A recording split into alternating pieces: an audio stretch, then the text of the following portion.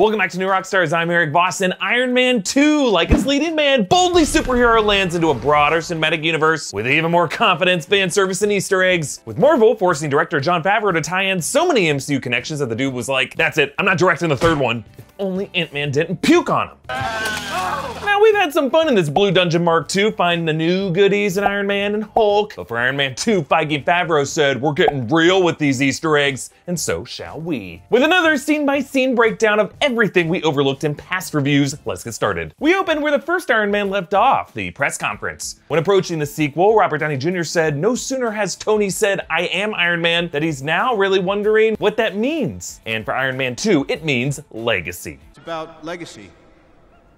It's about what we choose to leave behind. Part of that legacy is the history of his father, Howard Stark, and the Vanko family, Anton Vanko and his son, Ivan Vanko, our villain, Mickey Rourke. Ivan's opening montage is a near shot-for-shot recreation of Tony's self-forging in the cave in the first film. Ivan Vanko is actually an original character to the movies, an amalgam of Anton Vanko, Crimson Dynamo, and the separate villain Whiplash, previously Backlash, with the villain's name tying into this theme of what comes after. Tony crashed into the world as Iron Man, and now he's feeling the post-crash pain of Whiplash. Rourke had some freedom with his characterization, adding his bird and gold teeth at his own expense, and insisting on authentic Russian tattoos. Yeah, that's right, we're doing an ink down. On his torso, there's a Russian schooner with the words translating to, give me a blonde, a bottle on a boat, and I'll sail away. And originally there was a tat of Loki on his neck, but they removed it with VFX to avoid any confusion. Among Vanko's many news clippings is an article about Iron Man stabilizing East and West relations, written by Rob Down, a nod to Robert Downey Jr. Now, originally, Tony's intro to this film was going to show him super drunk on the plane. You may remember the alternate trailer helmet kiss. That was from that. The sequel was originally going to focus a lot more on the darker themes of Tony's alcoholism, inspired by the Demon in a Bottle comics. But here, Tony's entrance is accompanied once again by AC/DC. This time it's Shoot the Thrill! And Tony introduces his Stark Expo with a clip of his father, now played by John Slattery. One of the first Stark Expos is shown later in Captain America: The First Avenger, but here Slattery's performance in City of Tomorrow pitch was all based on Walt Disney and his Epcot presentations. In the credits, you can hear the old Expo song, Make Way for Tomorrow Today, which was an homage to Disney's Carousel of Progress theme. There's a great, big, beautiful tomorrow shining at the end of every day. Tony fixates on his palladium poisoning when the antidote is currently being lectured to him by his father in the form of that future city layout, if Tony could only listen. Among the expo attendees are a ton of cameos. Olivia Munn plays reporter Chess Roberts, who's a reporter from the comics. She works for WHIH, the recurring MCU news service. Oracle CEO Larry Ellison shows up. Stan Lee cameos as Larry King. Seth Green appears briefly in the elevator. And Kate Mara plays the summoner to the Senate hearing. Now, later in the film, Tony saves an expo attendee with an Iron Man mask. Tom Holland and Kevin Feige actually later retcon this kid as a young Peter Parker. Peter references this expo location in Homecoming. But that kid actually shows up here in this scene, getting an autograph and an affectionate little head pat from Tony. In real life, the kid was played by Favreau's son, Max. Now, the Senate hearing is chaired by Senator Stern, Gary Shandling, RIP, later revealed in Winter Soldier as a Hydra agent. They debate government oversight here, which is kind of a precursor of this heightened debate in Civil War. But I'll consider Secretary of Defense, if you ask nice. Tony actually was briefly Secretary of Defense in the comics. And we meet Justin Hammer, played by Sam Rockwell. Anthony Stark has created a sword with untold possibilities, and yet he insists it's a shield. This shield and sword metaphor forms the basis of the organization's shield, and as we'll see in the upcoming Phase 4, Sword, the shield offshoot that protects Earth from extraterrestrial threats. Actually, Nick Fury may be with Sword right now. And we also meet the new roadie, Don Cheadle, who makes light of the awkward recasting from Terrence Howard with a meta joke here. It's me, I'm here, deal with it, let's move on.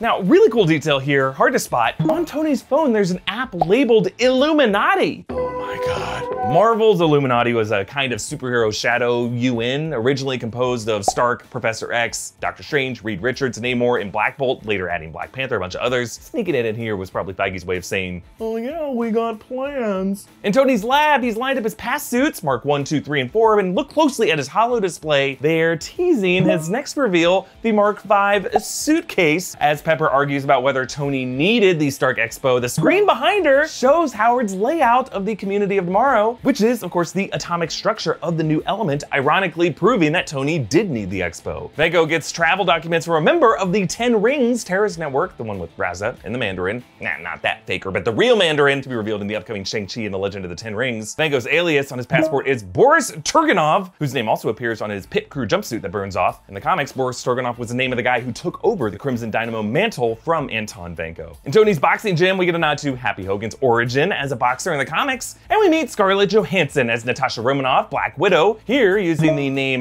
Natalie Rushman, taken from her Nancy Rushman alias in the comics. And Tony heads to Monaco, where he briefly meets SpaceX and Tesla CEO Elon Musk. And one of my favorite MCU details, the photo that gets taken of Tony and Pepper here later shows up framed behind Tony's bar in Stark Tower in the Avengers. In the race, one of the cars is sponsored by Roxxon, the Marvel energy conglomerate, which appeared in the first movie. The UK driver is named Chapman, which could be a nod to Joey Chapman, the name of the third guy to be the Marvel hero Union Jack. Vanko walks on the track, and in the crowd in the background, one of the extras is a friend of mine, Alex Merle. You're an Easter egg, Alex. Vanko attacks, and Happy and Pepper arrive with the Mark V suitcase, which they nickname the Football, which is a nod to the suitcase with the nuclear codes that follows the president. Each new version of Tony's armor is designed to fix a previous flaw. So the portable Mark V suitcase allows Tony a public quick change, a sick-looking quick change, which is an upgrade from the Mark IV, which required stationary heavy machinery to take on and off. But notice how the Mark V armor is vulnerable to Whiplash's electric attacks. So later, the new Mark VI armor he builds fixes that flaw, so that when Thor uses Mjolnir on Tony in the Avengers, the electric current supercharges the suit, turning a flaw into an asset. Tony's readings clock Vanko's arc reactor at an output of 1.82 gigajoules per second, which he criticized as inefficient, because remember, the first arc reactor he made in the cave with a box of scraps had an output of 5 gigajoules per second. And the two foes meet. The reason I'm alive is because you had a shot, you took it, you missed. Did I? If you can make God bleed, then people will cease to believe in him. Tony will actually later apply this lesson against Thanos, making that god bleed to show that he could be killed. Hammer breaks Vanko out of prison and brings him to his hangar, and now these polished white surfaces show that this is the actual interior of Elon Musk's SpaceX facility. For the news photo of Vanko's arrest, they actually used a real-life photo of Mickey Rourke getting arrested on drug charges when he was younger. Now the palladium poisoning continues to eat away at Tony because he has not yet truly decoded his father's legacy. Later, Nick Fury will call it the riddle of his heart, a riddle that Rhodey alludes to here. And how about the high-tech crossword puzzle on your neck? Hammer shows Vanko his fleet of Iron Man knockoffs. Твой софт, говно. Sorry? Software shit. The Russian that Vanko speaks here translates to, "You talk too much." At Tony's party, Nat covers his bruises with makeup, a skill that she must know very well as a Black Widow super spy who must hide wounds so that she can hide in plain sight. And Tony spins records with DJ AM Adam Goldstein, who sadly passed away before this movie came out. In the credits, you can see that the film was dedicated to him. And Tony relieves himself in his suit. I know, it has a filtration system. You could drink that water. His armor's pee-to-water filter might explain how he and Nebula were able to last so long on the Benatar in Endgame. Rhodey plays adult by switching out of his gray suit for another one, the Mark II armor. They fight and Tony drops in Rhodey's War Machine moniker. You want to be the War Machine? Take your shot. Rhodey takes his armor to Edwards Air Force Base, where he's greeted by Major Allen, who returns after his amazingly delivered line in the first film. That thing just took out an F-22 inside a legal no-fly zone. Whiplash 2, if you have a clear shot, take it. The man does not have time to redirect his focus. Now let's move on to a big donut. Nick Fury finds Tony at Randy's Donuts. On the sidewalk behind Fury is 3:16 for the famous Bible passage, John 3:16. For God so loved the world that he gave his one and only son, that whoever believes in him shall not perish but have eternal life. Though Jackson is known for other Bible verses, this reflects the deeper theme that Fury brings back into this film, Tony as a son who must understand how much his father loved him so that he can save the world. Natalie is revealed, of course, as Natasha Romanoff, Black Widow, and Fury mentions another Avenger. I have bigger problems than you in the Southwest region to deal with. This Southwest problem is also hinted at by Coulson heading to New Mexico, and the Southwest marker on the map, all setting up the reveal of Thor's hammer, Mjolnir, in the post-credit scene. Justin Hammer realizes that Vanko isn't making suits, he's making drones. Drone better. What? Drone better? Why is drone better? Why is drone better? People make problem. Trust me, drone better. This is another strategy that Tony will rip off with his Iron Legion drone fleet. Though ultimately those drones will backfire on Tony thanks to Ultron, leading to Tony's key lesson to Peter Parker that it's not about the tech, it's about the person inside. If you're nothing without this suit, then you shouldn't have it. okay? Fury brings up Tony's father, giving him a crate of Howard's old stuff. And while Tony struggles to reconnect with his dad, notice that whether or not Tony realizes it here, he is wearing this robe. This same robe used to belong to Howard. Howard Stark wears it in the Agent Carter one-shot. Essentially what S.H.I.E.L.D. is doing here is sealing up Tony in his workshop, his man cave, with a box of scraps, so that Tony can once again engineer himself a new heart, cure his ills, and transform once more. Hammer equips Rhodey with some heavy weaponry for his War Machine armor, including the ex-wife. If you're any smarter to write a book that would make Ulysses look like it was written in crayon. Ulysses actually was written in crayon on huge sheets of paper since author James Joyce was losing his vision. Tony's box of scraps contains a few Easter eggs, a comic book with Captain America #1, the one where he punches Hitler on the cover, which we will soon see in the MCU. There's also a map of Antarctica, which I've always wondered could be a nod to Namor, with the original Atlantean Empire located off the Antarctic coast. And Howard's journal is a drawing of the Tesseract, and the crate is stamped with Project Pegasus, the S.H.I.E.L.D. operation that studied the Tesseract from the time Howard recovered it in the first Cap movie, through Wendy Lawson's work with it in Captain Marvel, through the Avengers. And Tony discovers his father's secret message. I'm limited by the technology of my time. What is and always will be my greatest creation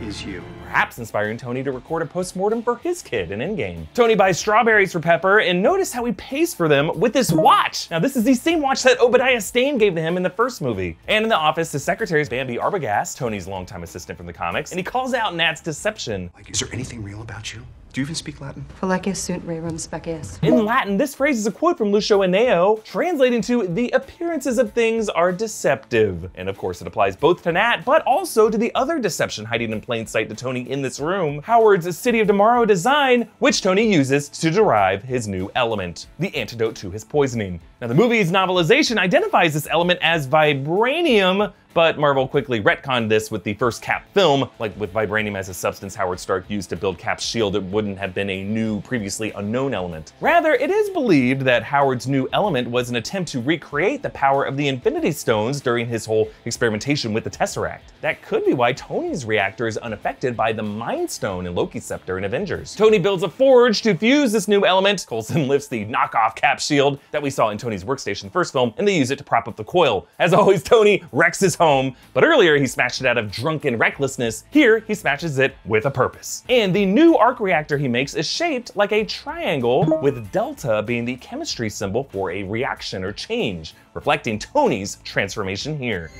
It tastes like coconut. Metal.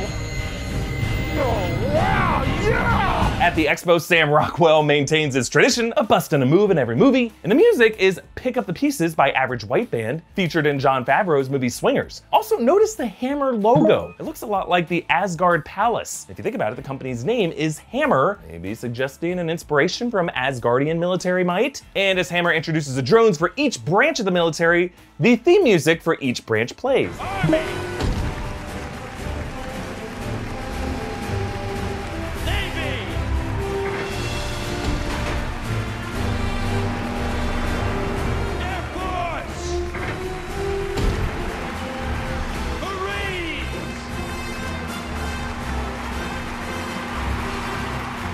And Rhodey shows off the upgraded War Machine armor. But when Vanko hacks the suit, Rhodey's heads-up display words change from English to Russian. Vanko's drones attack, and Natasha and Happy go to stop him. He watches Natasha's awesome takedowns, footage that will later be observed by Taskmaster and Black Widow. And the fight spills over into the Oracle Biodome. Tony dodges a blast and then volleys it, calling back the move from the tank in the cave in the first film. Tony also calls back the laser slice that he learned from the laser forge when it sliced through his home. And when they fight, Rhodey has these drones oil splattered all over him. It's like it's their blood. It's so sick. Rhodey tries to use the ex-wife on Vanko, but the hammer tech sputters out with a little fart.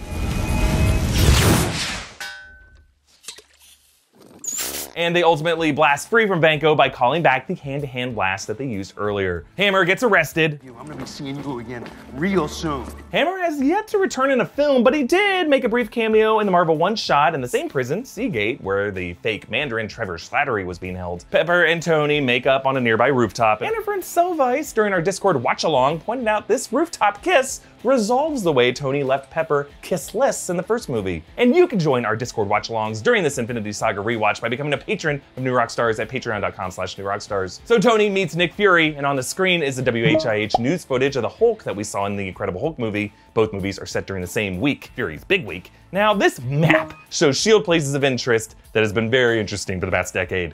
LA for Tony Stark's home, New Mexico for Mjolnir, New York for Harlem and the recent Queens incident, and the polar ice perhaps for where Cap went down, and then Norway perhaps for that town where the Tesseract was kept. But also there's an African marker for Wakanda, and there is one more in the South Atlantic. Maybe it's the raft prison that we saw in Civil War, maybe it's just a mobile helicarrier, or it could be the still yet to be revealed kingdom of Atlantis and Namor. There was that line that Okoye said in Endgame that could have been another clue. Nat, it's an earthquake under the ocean. We handle it by not handling it. Tony's final scene shows how he applies his father's lesson of legacy. Not going alone, but being part of a team. It's a great callback. He should be giving me a medal. An award for finally solving the crossword riddle of his heart. Teamwork. The post-credit scene, of course, follows Coulson out to New Mexico, where Mjolnir landed with a promising Thor-esque thunderclap. Where does Iron Man 2 rank for you in the MCU? Comment down below with your thoughts. Follow me on Instagram and Twitter at Erik Voss. Follow New Rockstars and subscribe to New Rockstars for more of these Infinity Saga breakdowns. Thor is next on the list, and that guy echoes perfectly how I end each of these movies. Another!